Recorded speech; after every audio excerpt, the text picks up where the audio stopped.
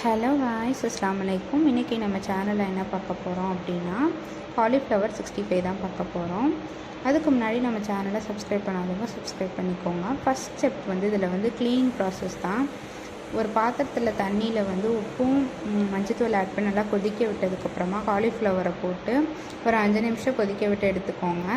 இது எதுக்கு அப்படின்னா, அதில் ஏதாவது பூச்சி இருந்துச்சுன்னா ரிமூவ் ஆயிரும் அந்த தண்ணியில். இதுக்கு தான் அந்த ப்ராசஸ்.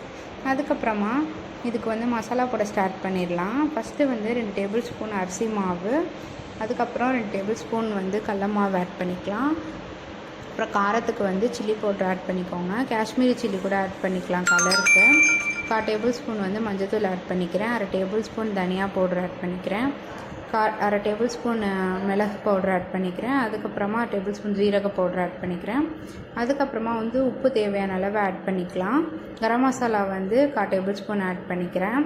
நெக்ஸ்ட்டு கலருக்கு நான் காஷ்மீரி சில்லி யூஸ் பண்ணாததுனால கேசரி பவுடர் ஆட் பண்ணிக்கலாம். அதுக்கப்புறமா இஞ்சி பூண்டு பேஸ்ட்டு 2 டேபிள் ஸ்பூன் ஆட் பண்ணிக்கிறேன். எல்லாத்தையும் போட்டு நல்லா மிக்ஸ் பண்ணி எடுத்துக்கலாம். மிக்ஸ் பண்ணதுக்கப்புறமா ஒரு கொஞ்சம் திக்கான கன்சிஸ்டன்சி வந்ததுக்கப்புறம் இந்த காலிஃப்ளவர்லாம் சேர்த்து மசாலா போட்டுக்கலாம்.